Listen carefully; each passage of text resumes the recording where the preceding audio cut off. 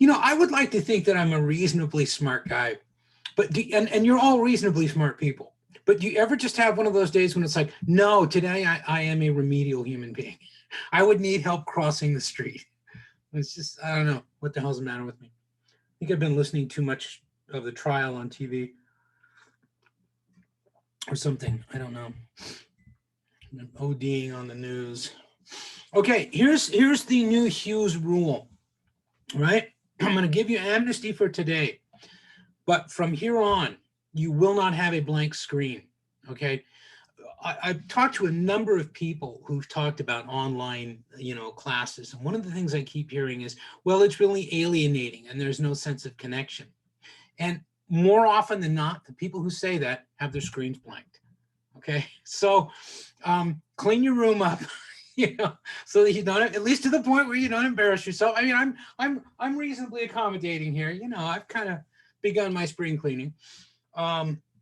Because it helps me to see human beings that I'm talking to. Otherwise, there you go. I mean, AJ's like, dialing in the whole apparatus there, but it is off-putting when I'm talking and everyone's microphone is muted. So I'm hearing nothing, right? And then most everyone's screen is black. And then I ask a question and somebody, rather than, firing up your microphone and speaking, you'll use the chat. What you don't realize is that I don't always have chat running because I'm trying to pay attention to you rather than reading chat. You can use chat, but I can't guarantee you that I've always got it on because, I have to keep an eye out for people who come in late. And there are a lot of other reasons why I don't run chat. So let's see if we can avoid that too much. But yeah, I expect webcams are cheap. The webcam that I'm using right now, which is perfectly serviceable for this class, I mentioned this yesterday, cost me $27. And when you figure that you don't have to pay for any text for this class, $27 isn't very much money. So if you don't have a webcam, get one. If you're using a laptop, first of all, I would say that's a shame. Secondly, it's like, look, it's got a built-in camera, learn how to use it. This is your generation's technology, not mine. So if I can do it, there's no reason why you can't, okay? Any questions about that? Everybody's microphone's off, which is cool because, that's okay. All right. If you really wanted to be cool, you'd mix in a few lights, do a colorful background, we could get this thing happening. But, I can't have everything. Besides, my background's not terribly interesting. So I moved the skeleton before yesterday's class, so there's no skeleton now. I have a really cool skeleton, but I thought, oh, that's going to offend someone. Everyone's so easily offended. And I was going, I'm sorry, but I have to file a grievance against Professor Hughes. He traumatized me with a skeleton. It's like, shit, man. He's my friend, all right? His name is Frank, okay? We have interesting conversations. And he can't play guitar, so he doesn't make noise. All right. Here's what we're going to do. Did anybody already, by any chance, download the syllabus before class? If you did, I don't know how soon you did. It's been revised because the one thing I didn't put in there, when I went to revise it, I worked off the draft that I used for the summer, right? Which is a completely online class with no in-class participation. And it didn't have the section on in-class presentations. So I've revised that. I just was being dumb, just a glitch in my head. But anyway, that is actually an advantage because it means that, Quinn, really? Did you bring enough for everyone? Everybody put your shades on, your fake shades. Okay, so this is where we're going, right? We've got a class on terrorism, and we're going to do that. Okay, good. Well, that's good. That's the proper spirit, to enter into for a discussion of violent, extremism of politics. Anyway,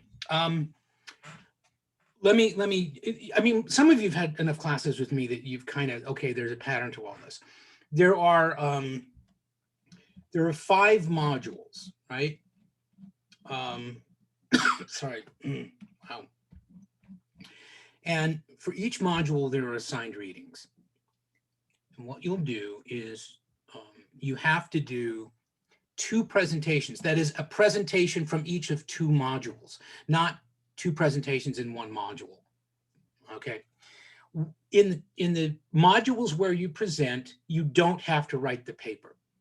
Okay. So it gives you, on the one hand, and we'll talk about in a minute what a presentation is, but it's mostly just stimulating a discussion by summarizing a specific piece of writing. Okay. And typically there will, if it's a long piece of writing, there will be more than one person doing it. Sometimes when you start in and you kind of dry up and you're not used to doing it, well, you've got a colleague to lean back on, and you can kind of, between the 2 of you, capture the essence of the thing. Then fine, you've done your job, and I keep notes and all that, and I assign a point value on the same scale as if you were doing the written assignment.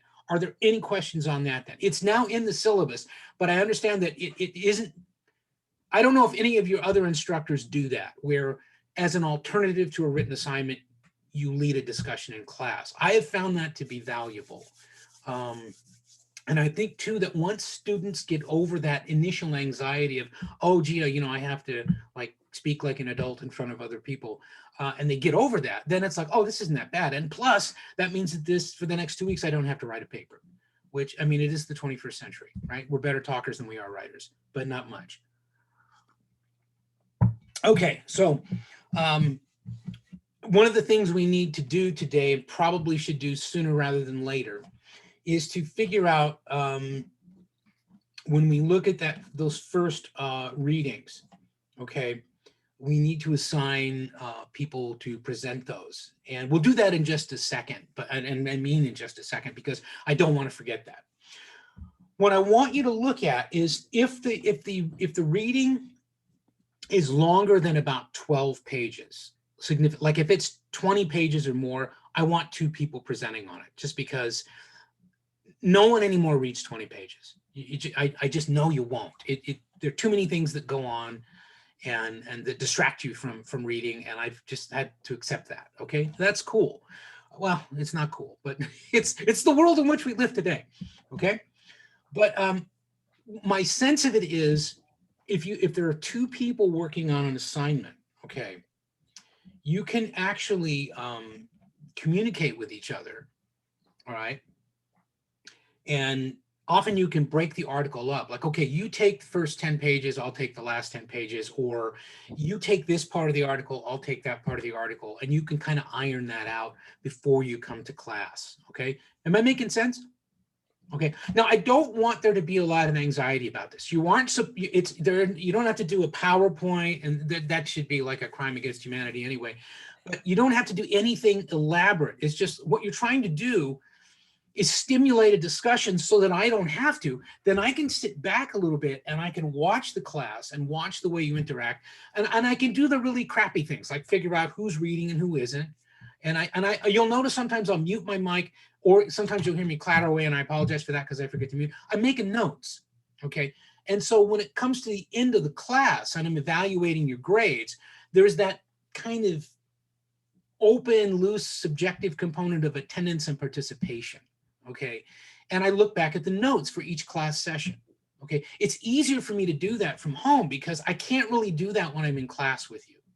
It would be weird if all of a sudden I started typing on my keyboard. But here, once you get going on something, I can occasionally sneak a little note in or something like that.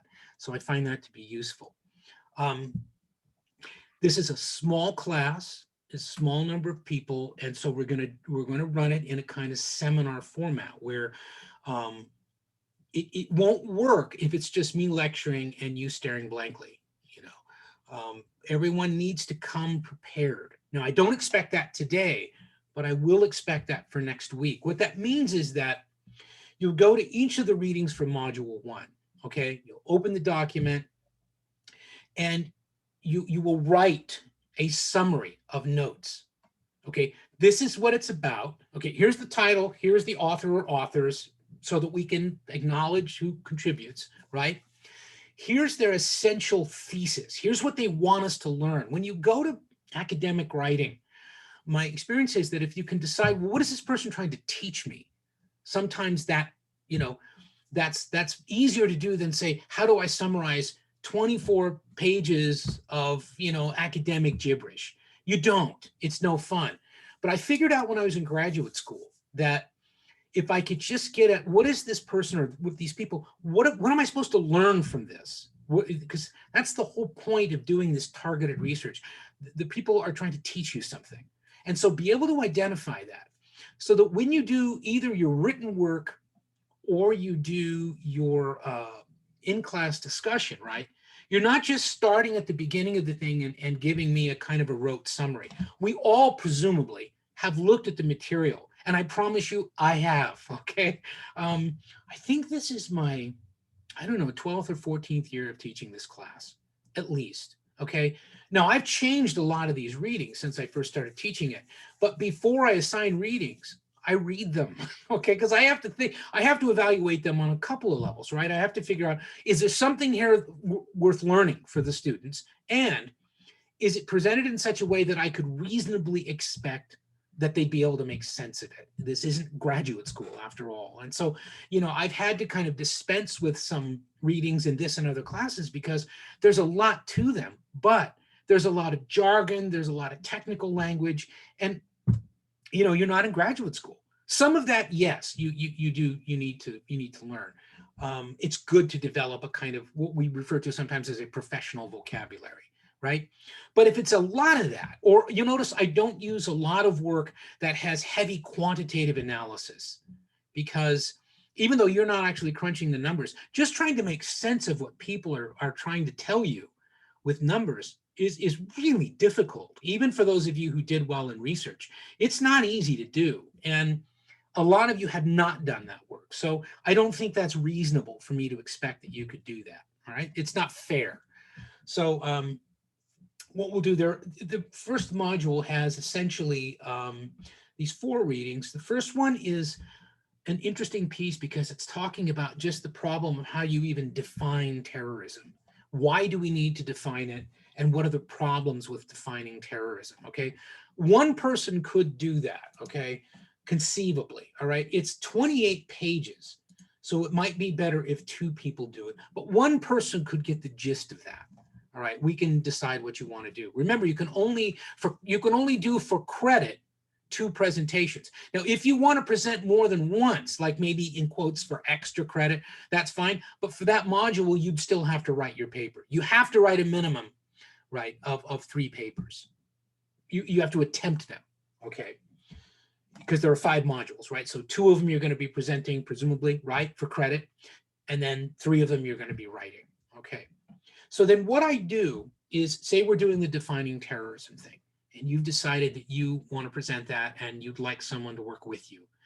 Then this is where you might want to use the chat, exchange emails or whatever information you want so that you can stay in touch with each other. You work it out, you know, you're adults, you know, because I don't want to pry into your privacy and all that kind of stuff. I want you to be able to do that, but it is important that you coordinate, okay? And also it helps you get to know each other a little bit, at least intellectually, okay?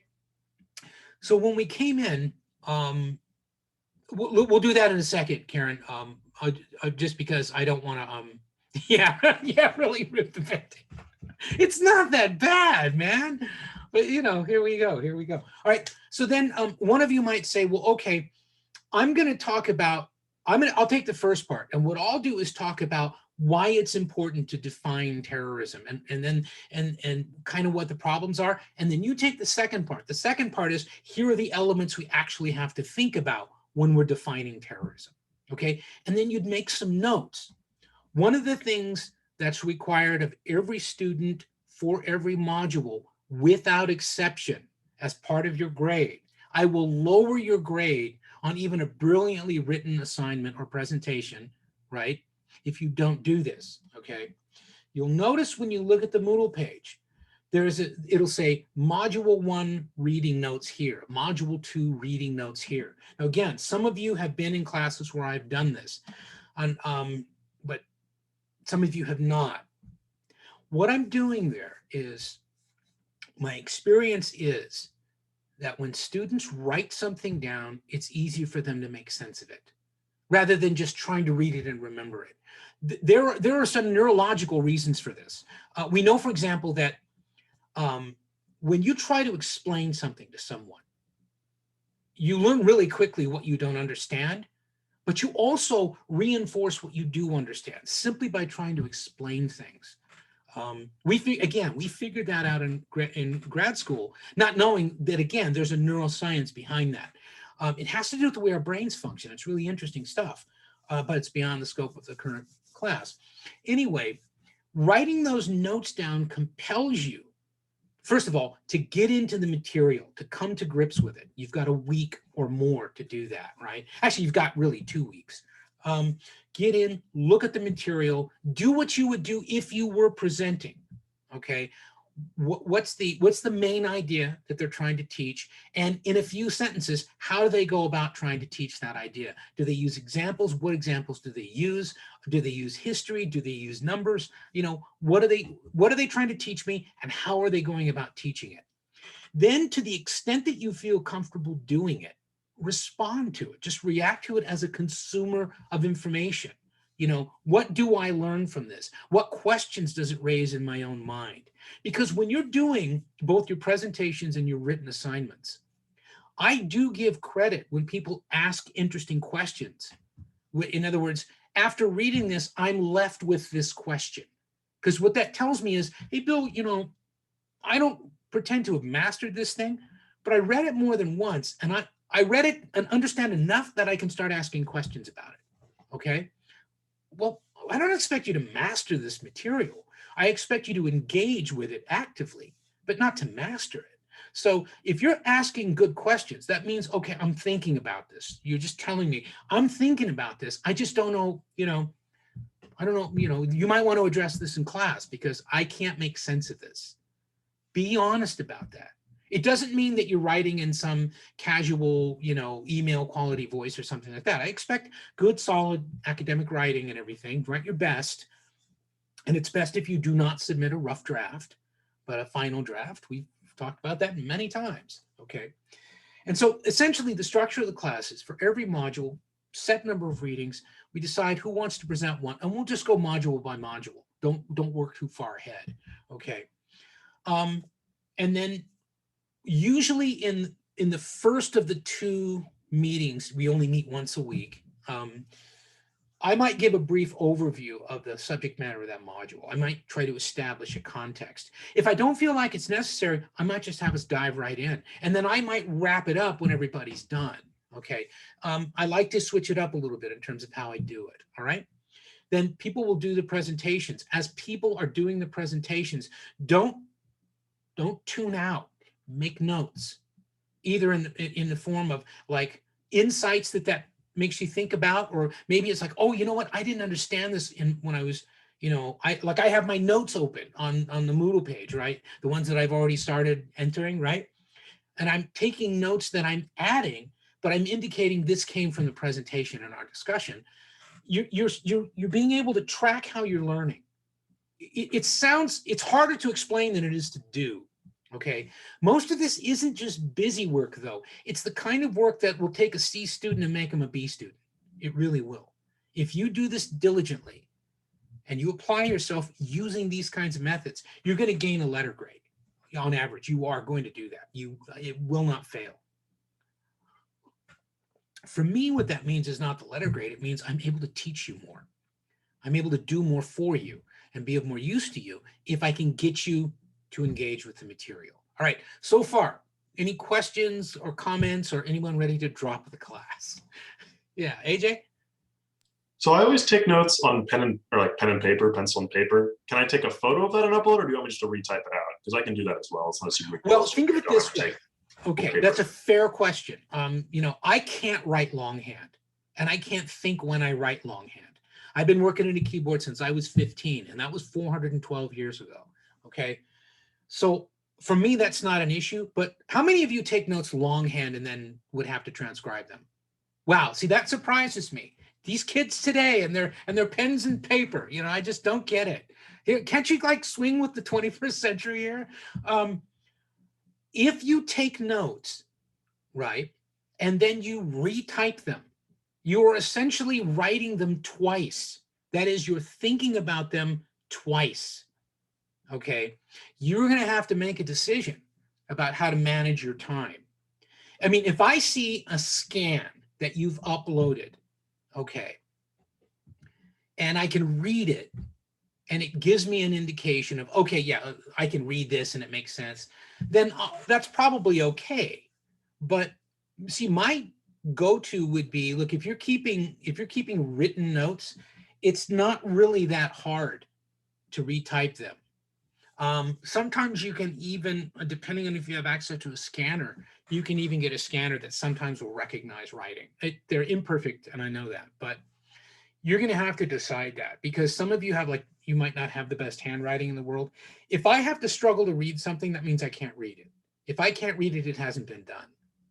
If it hasn't been done, it's not going to count in your grade.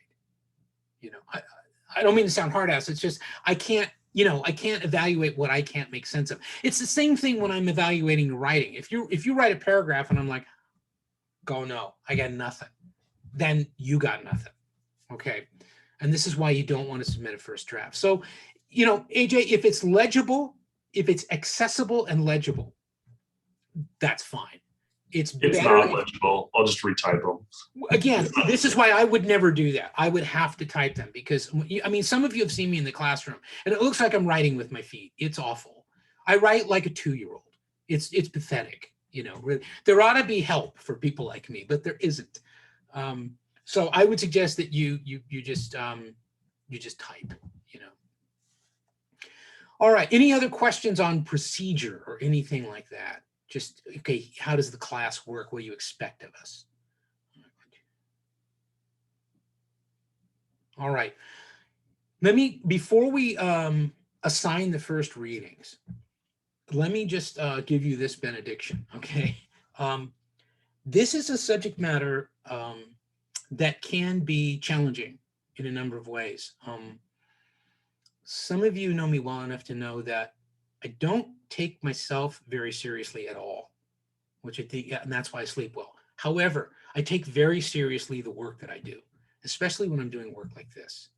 I don't mean to be melodramatic about this, but I don't know how many of you have ever lost someone to terrorists, or to an armed insurrection, or to, something like that. I mean, we're not talking about somebody getting their ass beat, in a Portland riot. We're talking about somebody who's tortured to death. Okay. That stays with you. That stays with you. And I understand that. And so because of that, I think it's important that, I mean, it already sounds like such a downer, that we remember that there are human beings behind this. There are human beings who do this. There are human beings who suffer this. There are also reasons why they do what they do. It's not just mass hysteria and a bunch of, ideological or religious fanatics, okay? There may be an element of that. This is one of the things we have to decide, is what kind of people are more driven to engage in what we would recognize as terrorism. The purpose here is not to judge, justify, or condemn, okay? It's not. The purpose here is to try and figure out, what are these phenomena that we describe as terrorism, and how can we understand more about them, all right? Which, again, prefigures what should be done, or how should we react, or what measures of counterterrorism might be the most effective, or whatever. To do that, it's best to try to remain dispassionate and non-judgmental, okay? I'm not really interested in attacking people. I'm interested in trying to understand what they do. I mean, human beings are capable of extraordinary brutality. We are the most dangerous animal on the planet, by far. There's no runner-up.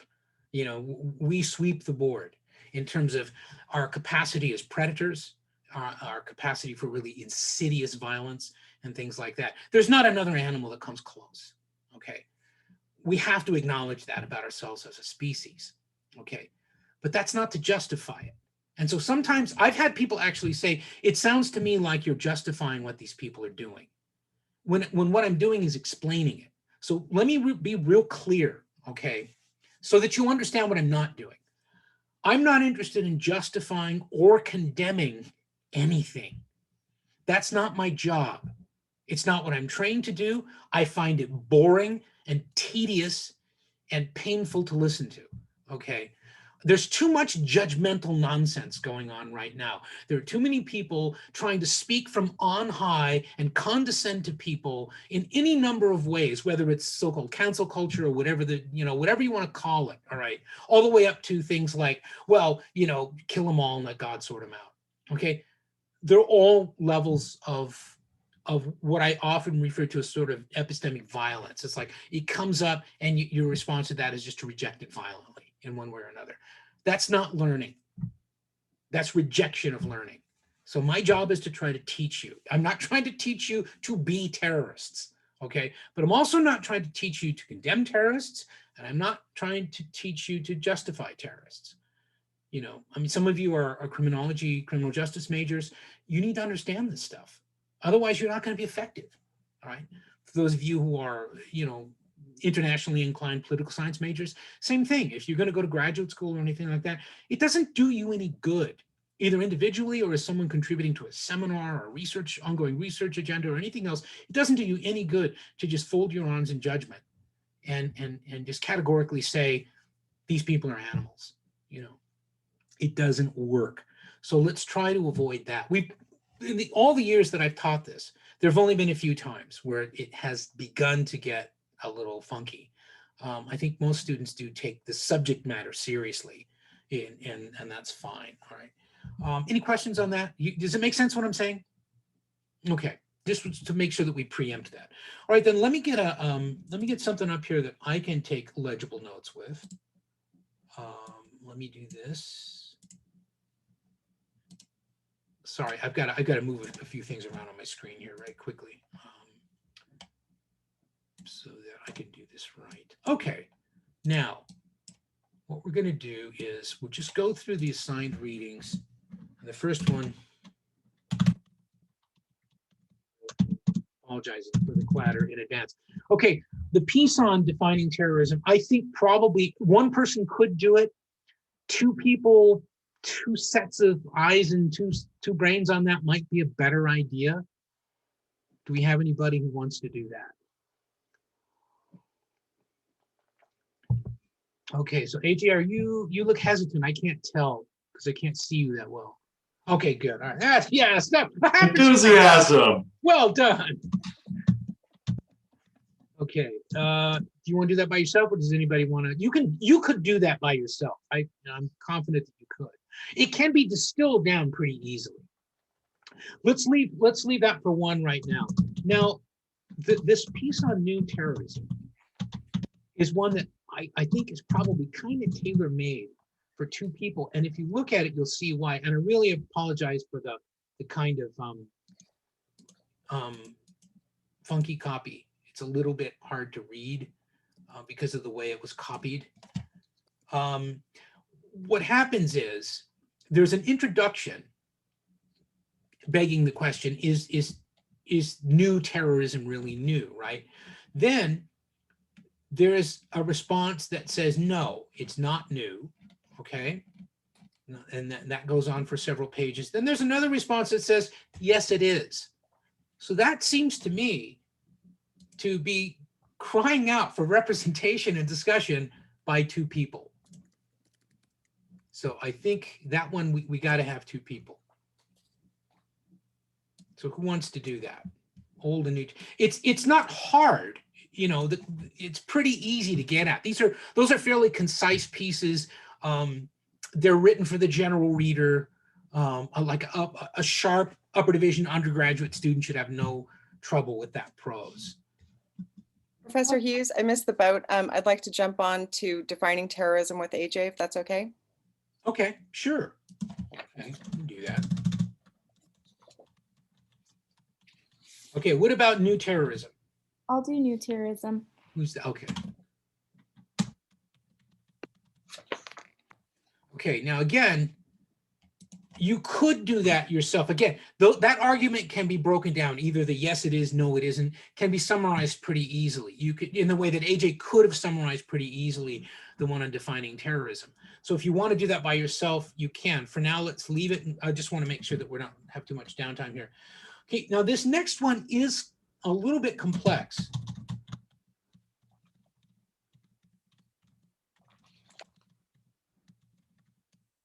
Now, what this is about, terrorism legitimacy in the international system, it's a way of trying to explain terrorism in part by giving us a kind of taxonomy of different kinds of terrorists.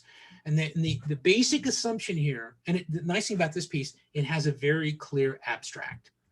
And so if you start with that abstract, you can use that as, that's done a lot of your work for you. You can build on that and you can skim effectively following the key points from the abstract. One person could conceivably do that. It's just that it helps if you know a little bit about, you know, what the Westphalian nation state system is, which I can explain, you know, beforehand if you like. You know, what's a nation state? And there's a general thesis with respect to whether or not terrorist organizations or acts of terrorism support or challenge the international system of states. Okay. It's just another way of thinking about terrorism.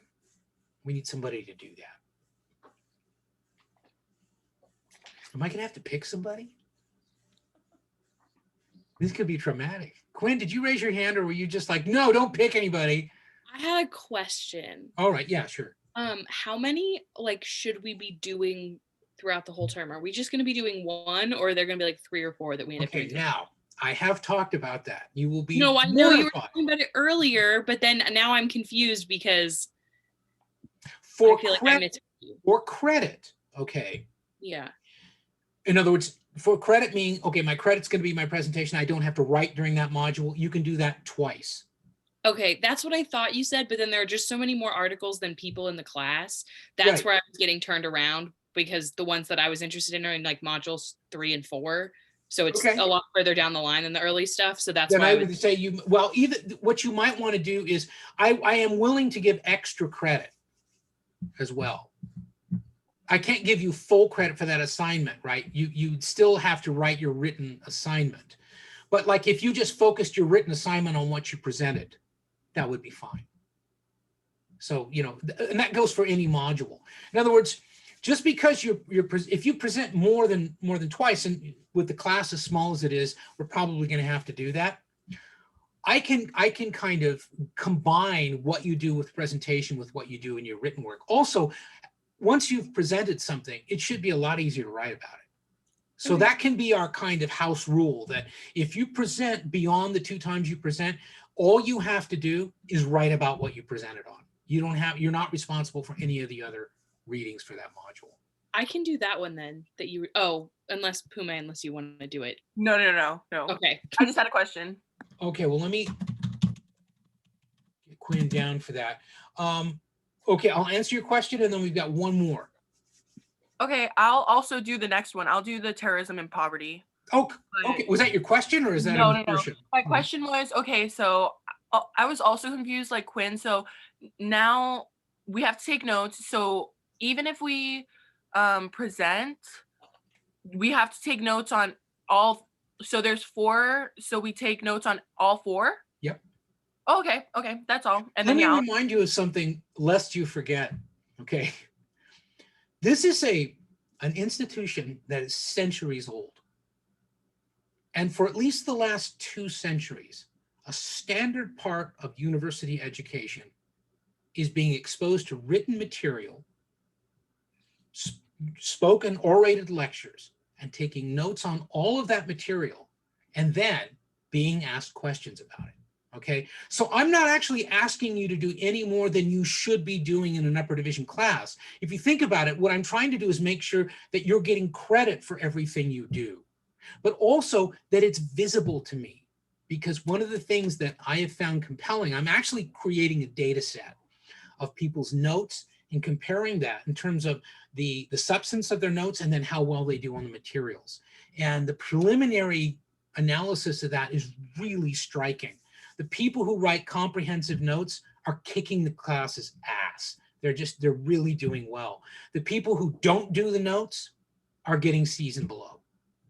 So far, uniformly. So what that suggests to me is if I can just compel you with the incentive of a point value, right? That I will combine with your written score and that I will certainly take into account when I'm norming the grades at the end of the term. If you can see that there's a value to that that's tangible for you, you're more likely to do it. if you take notes, I'm able to teach you more. Does that make sense? Yeah. So I'm not actually asking you to do anything you shouldn't already be doing. What I'm doing is trying to figure out ways to give you some credit for it, but also so that I can see it and I can learn from it. Okay, that's what I'm trying to do. All right, so let's see. Poverty and terrorism. Now that poverty and terrorism is another one of those sort of yes and no, that, you know, looking at contrasting perspectives. Okay, let's see. All right. And so I think that's probably, let's see how that goes. Let's see how that goes, because you'll be able to tell, gee, I should have done this with another person. This is more work than I thought. Or you might think, you know, this defining terrorism thing, either one of us could have done this. Let's not do this again. You know, now, let's see. So far, then everyone's presenting on your Todd, as the Brits say, on your lonesome. I just want to make sure I've got this right. Okay, now, how many are any of you right now able to look at the Moodle page? All right, right below the readings, there is a link there that says Module 1 reading notes here. All right, what I would suggest that you do, okay, how many of you do not have access to the Moodle page when you're online, when you're on Zoom? Anybody? It looks like you all do. Okay, here's my suggestion in terms of taking notes. If you're really struggling with a piece of material, okay, do the best you can before class. Then before you log on to class, get onto the page, get onto the Moodle page, open that link up. Once you've logged on, open that link up and start taking notes, okay? Because you will save yourself, because you might think, oh no, I can go back, I'll go back and look at the class again because Hughes is recording it. No, you won't. You probably won't, because really it's another hour and more out of your life that you'll never get back. I mean, I understand why people, I don't ever want to go back and listen to these things. I have to do it occasionally to verify something. But I don't expect you to do that. This is there primarily for people who really need the review.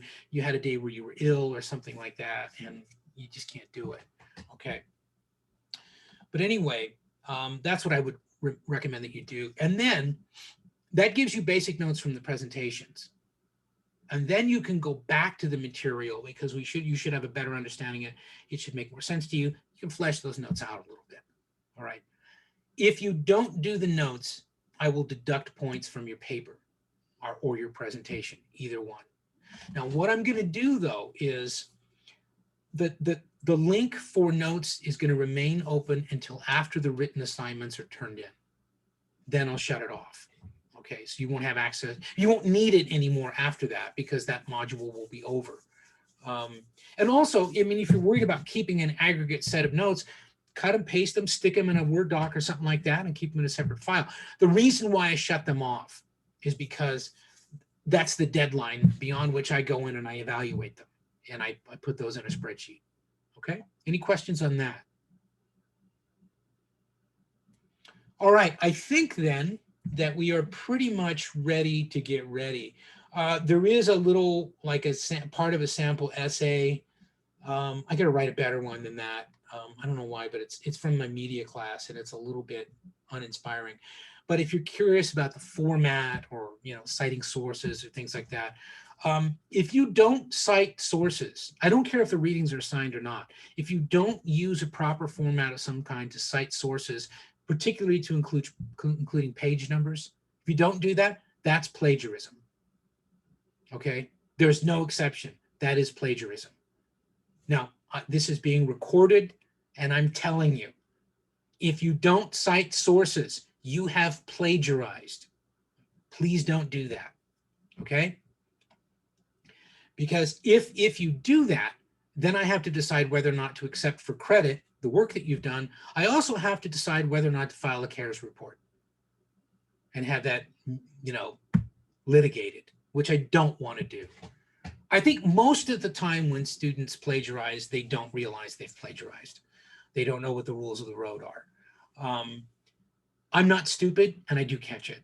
I'm really not as stupid as I sound. Okay, so don't do it. Okay. There, we've got that out of the way. I should never have to talk about it again. If you're curious about it, though, there are, the policy statements on the Moodle page. One of the things they deal with is plagiarism. So if you've got any doubts about what plagiarism is, I would look at those. I would look at them anyway. It says, please read, you college students, you. All right. Any other questions, concerns, comments, anything like that? I don't see any reason to keep you too long on the first day. You've got a lot of reading to do, but you've got another week to do it. I think we'll be able to get all the presentations in one day. If not, you know what? They'll carry over to the next class. We'll delay the assignment a little bit. We'll make it work. I'm not going to have artificial deadlines imposed on you. You'll do the assignment as a class when we're ready to do it. I don't worry much about that. More important to me is that you actually feel like you're learning something. Okay. All right then. Try not to be late to class. I almost always let you go early, so there's really no excuse for you to be late, okay? If it becomes a problem, then I will have to have speaks with you, and it won't be fun, all right? Again, I expect everybody to have an active camera going by this time next week so that I can see you and so your colleagues can see you, because it is a little bit, it's just this side of rude and kind of 19th century of you. Not to do that. And I'm not that big a throwback. All right. Any other questions? I did have a question for the writing assignments. Is it going to be similar to your other classes writing assignments where we choose like an article or 2 articles and kind of synthesize them? Yeah, almost always it will be take any 2 readings or take a reading of, sometimes it'll even be take a reading of your choice and apply it to this question, or something like that. But I try to switch it up a little bit. Usually it's like, you're better off if you use more than 1 reading because it gives you a little range. But sometimes it'll be like, take any reading and apply it to this question, or use it to respond to this statement or something like that. And remember, these are like 2-page essays. These are not extensive writing. But again, brief, yes, but well documented, cite your sources. You are more than welcome to use additional sources, but you are always required to use assigned readings, okay? Because the thing is, if you use additional sources, I don't have those sources in front of me. How do I know if you're even using them correctly or if they even really exist? What that means is I then have to look them up and find out if they're real sources. I've actually had students cite sources that don't exist, which is kind of clever, but kind of foolish as well, because I can tell, I can tell, I once went to school. All right, then I will see you all next week.